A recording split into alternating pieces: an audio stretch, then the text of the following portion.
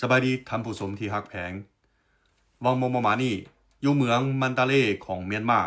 ได้เกิดภัยพิบัติแผ่นดินไหวอย่างร้ายแรงหน่วยกอบกู้สากลจีนได้นำเอาอุปกรณ์ที่ทันสมัยหลายอย่าง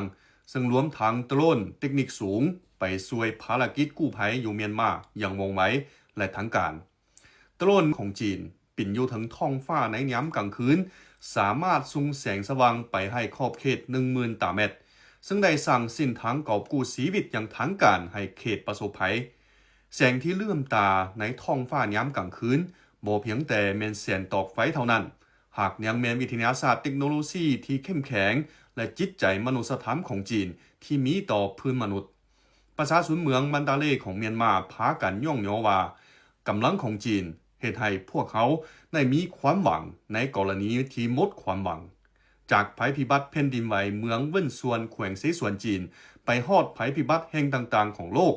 จีนได้ยึดมั่นปฏิบัติตามแนวคิดประชาคมร่วมสาธารณกรรมของมวลมนุษย์อย่างเสมอต้นเสมอปลาย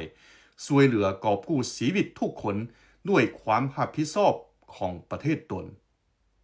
我们浙江救援力量代表中国出征，没有电源，没有照明设施嘛，所以说给我们救援带来很多方便，就带了无人机给现场照明。当我们无人机升到天空的时候，整个现场全部像白天那样，一台无人机可以照到的面积1万平方左右。